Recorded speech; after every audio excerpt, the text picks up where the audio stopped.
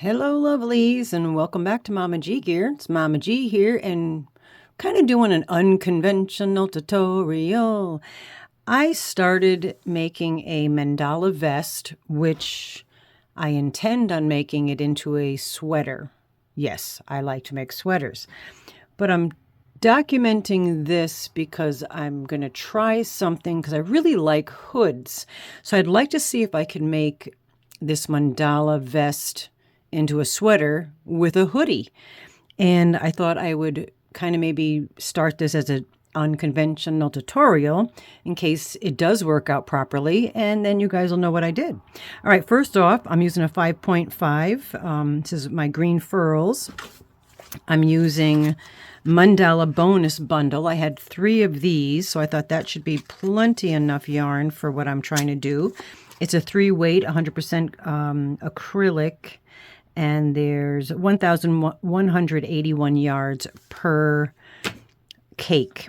Okay, so we got that out of the way. This is the inside. I'm doing a little color controlling. I normally don't, but with this, I'm cutting them and trying to make the colors make sense. All right, enough about that.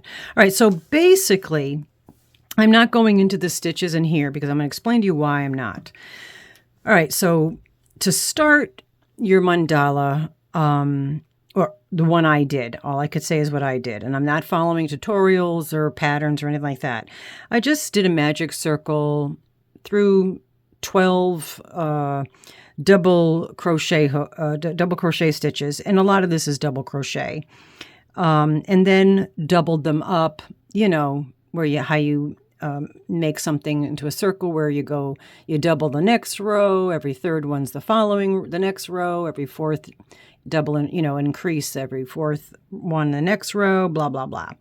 So I started with my circle, and then literally is just random stitches. So you could do whatever stitches you like, or if you see a stitch that you've never done before, you might want to try it on a mandala, just to get the feel of it and see how it looks. You could see that there's ruffles because as I go, I will say I did have to frog this out a few times because it was way too ruffly, but I wanted some of a ruffle. I don't want a complete circle. And I literally just kept going with the different stitches. And this is where I am at this point. And the reason that's why I'm stopping to do this video, because I want to figure something out. So I got to a point where there's some trebles in here, little clusters, I guess you'd call them. I got to a point where it's going to fit pit to pit. All right, armpit to armpit, back of your shoulder. And that's where you're going to measure from the top. Like here's where we started. That's the beginning, the start point. And this is where it would fit me shoulder to shoulder. Actually, it's a little big, but that's on purpose. And then I went to the center of the middle of the back and counted down. I believe I counted 25 or 30 stitches or 25 stitches. It'll be different depending on your width. And then counted the same on the other side, so it's symmetrical. Then put stitch markers where I'm going to put the armholes. And then figured, I think it's 25 stitches. So then I counted out on what was existing already in the mandala, that many stitches, put my stitch marker, which is really just a piece of yarn, and continued on. All right, so then I did that. All right, never mind. Just deal with it, guys.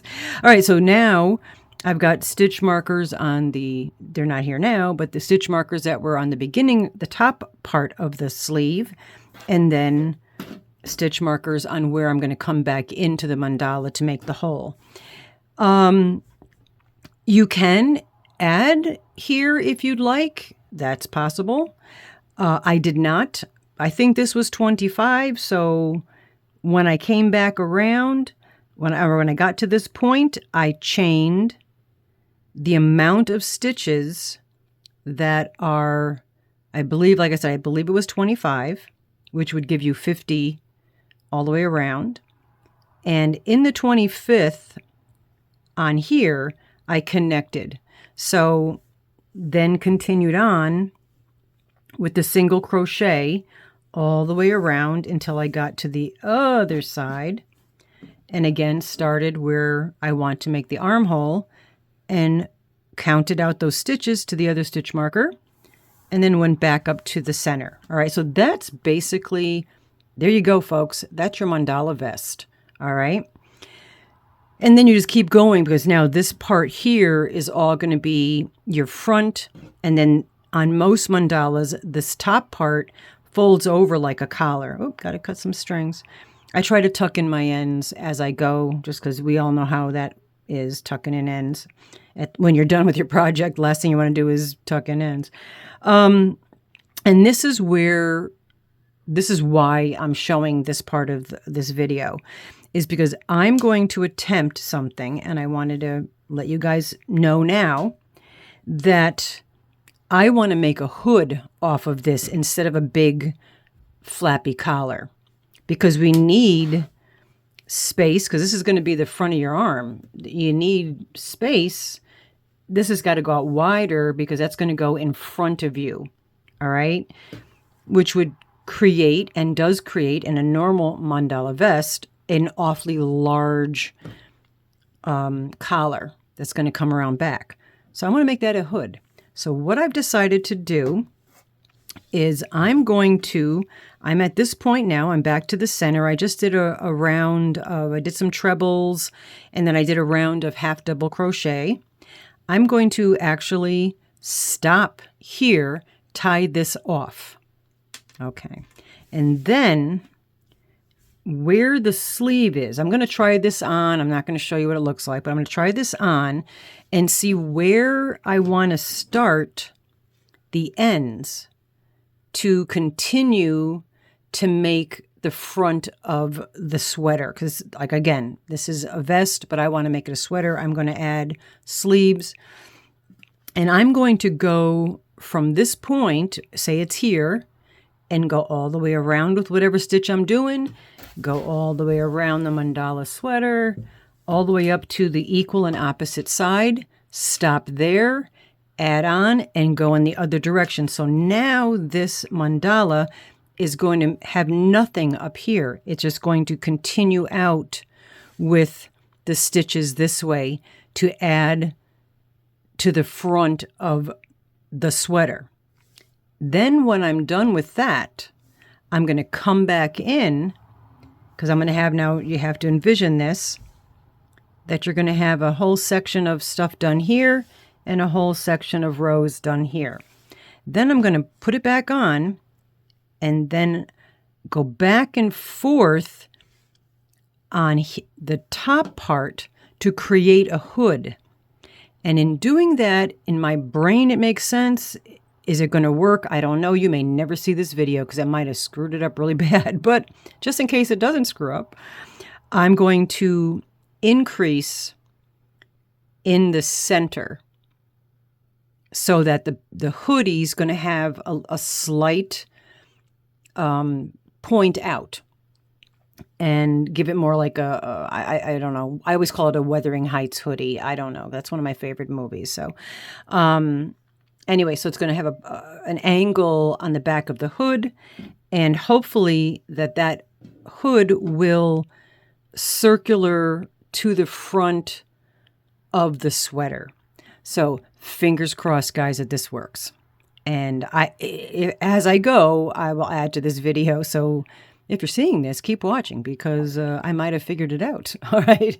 See you when I get to that point. Bye-bye for now. Okay, so a quick update on the progress of the mandala vest sweater hoodie thingy. I hope this works out. This has taken a long time to do, but I did do the front part with that vest area that I said I was going to do, and I'll show you that in a second. But I did want to show you, I don't like to count rows, so I work simultaneously. Did a little color control so the sleeves match. I did have 4 of these bonus. I thought I had 3. I had 4, so that's good. And they're attached. So I do 1 row or 2 rows and 2 rows, so I don't have to count afterwards. But this is one of the sleeves. I'm going to have it flare out a little bit. You could see a little bit. I didn't copy the pattern from the vest because I wanted to do a lot of double crochets to make it more light, airy, and easier to crochet, to be quite honest. And then it's easier to increase with that stitch as well. So we got the 2 sleeves, and they are attached still to their cakes. And that's the outside or inside, I don't know, but we'll take care of that. But that's the sleeves, and let's see if I could do this without tangling everything up. All right, flip her over. And so what I said I was going to do is exactly what I did. Hope you're seeing this. So here, yeah, I apologize because it's kind of camouflaging in there. We had the whole mandala going, and then I stopped and cut it at the top, but I left a long enough tail where if I, needed to do something, I can, whatever. And then we're on the top of where the sleeve area is. I did try it on and found where I thought would be the best spot to start just going, like I said, underneath and keep going back and forth and eliminating the mandala on the top part where I'm going to put to put the hoodie, allegedly. And went back and forth. So here's where the mandala stopped. Here's the sleeve where it starts. And then I went and did several rows going all the way down and around the other side, back up, you know the deal. So there's this much space, but I can add more. I have not tried it on. I'm terrible like that. But I will try it on. So let me flip it back this way because we've got yarn all over the place. Oh, that's going to that one. All right, never mind. Keep it that way. So what I'm noticing is this is going to be one heck of a hoodie, because if we go from this end, which would be the front part of the sweater, I lost my word there, and then go into, this is the part of the mandala top that I did not continue around in a circle, and then the other lapel, I don't know, or front panel, I don't know what you would call it. That's an awful lot of space for a hoodie. So now I'm thinking, I'm sorry about tapping my fingers, I'm making you shake. Now I'm thinking I may have to bunch this up a little bit somehow. So now's the next step, because if this was straight across, that'd be perfect for the hoodie. It's not. So now a little bit of thought has to go into it. And if I didn't say it before and you didn't know, I kind of figure this crap out as I go along. And that's why these are unconventional tutorials. But I show you how to, like, maybe, if some people are very stringent, is that the right word? If not, you know what I'm trying to say, about like following patterns specifically. I don't. So this is kind of trying to help maybe those of you that have a hard time thinking out of the box or fudging things or coming up with your own stuff, and trial and error. And that's, I mean, there's a lot of error, but that's okay. That's why we frog our yarn and start over again. But yeah, so this is where I'm at this point. I didn't try it on, but I'm going to say that the sleeves need a few more rows. I might do another increase. When I increase this kind of stuff, when it's circular like this, I'll go like this, one end and then increase on the other end. If I want it to be faster, I'll go every fourth way around and do an increase. Or if I want to go slower, I'll do front, back, do a row, side, do a row. This way it doesn't flat and flare. It kind of keeps its rounded shape. Just a little tidbit for you there. All right, yeah, so I got to figure out what the heck I'm doing here. Perhaps I can do a cinch tie around, I'm thinking while I'm speaking, a cinch tie so that this would gather and you can adjust the gather and then have the hat, and then it would tie around maybe I'll go from end to end and it will tie and be the front that attaches the sweater. Hey, that might work. All right, cool. I'll keep you updated once I get the hoodie on it and finish the sleeveys. Okay, note to self. When doing a tutorial, before you give the item away, finish the tutorial. So I apologize that we went from brown to green, but I finished that other one and gave it away before I remembered that I needed to show you how to put the hood on. Put a hoodie on it. Anyway, so I made another one. It's not quite done. I'm still attached to my yarn. This one is done with the Red Heart Super Saver Ombre green color called Green Apple. And I did a little bit different on this one. I did extend the front farther so it has more in the front. And then I started the hood back here. So this will hopefully lend itself to maybe a button on the top. Okay, also, this is the front. Here's the two sleeves. I'm sorry. You're on a roller table. So here's the two sleeves and the front, the back of the mandala is inside. And then I haven't finished doing the sleeves yet, but I kind of changed up the pattern. Again, you just put whatever you feel like doing. Just try to make it symmetrical if you want, or don't make it symmetrical. But what I wanted to show you, what I did differently with this one is the increases that I made in the mandala as I got larger. I increased it less. So this one has a lot less foofy ruffles as the other one did. I also, like I said, extended this part, and I'm going to explain that in a hot second. So I got to the point in the mandala where I wanted to make the hole for the sleeve. Then did the chain, went around, did a couple more rows, as you can see from here to here, I believe, thereabouts. Here to here is what I continued going around. And what well, actually, no, from here to here, I'm lying to you. When I came around, I found the center of the mandala and did like maybe 5 on each side, put a stitch marker, another 5 on each side, put a stitch marker. And when I came around to do that side, to that area, I went from my double crochet and then did the next 5 half double crochet, and then did the next 10 single crochet, and then the next 5 half double, back to double crochet. Okay, and I did that each time I went around, and what that did was give me a flat top. I did a short showing how I was doing it. If I could find the short, maybe I could slide it in here. I don't know if I could do that, but I continued, because now that this, you got a picture that this hood is not here right now in your mind. Imagine, use your imagination like you did when you were a kid.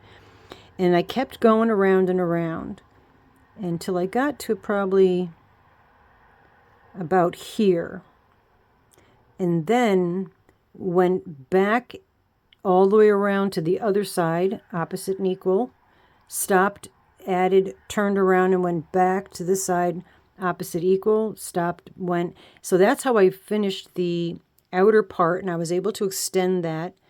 And then when I decided to put the hood on, you could see from here to here is where I added the hood.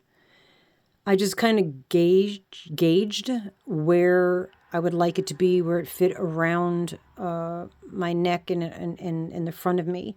So this could be attached here. And then just went back and forth along that flat top with whatever pattern I chose to do, whatever stitch I chose to do.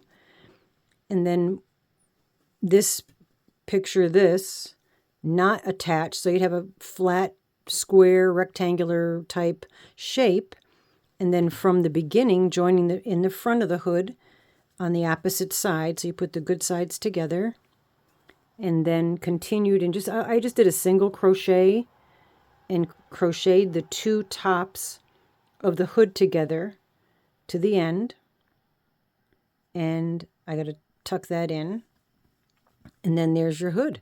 And it has kind of a nice big foofy hood which is what I like. It's kind of like Wuthering Heights kind of vibe for me.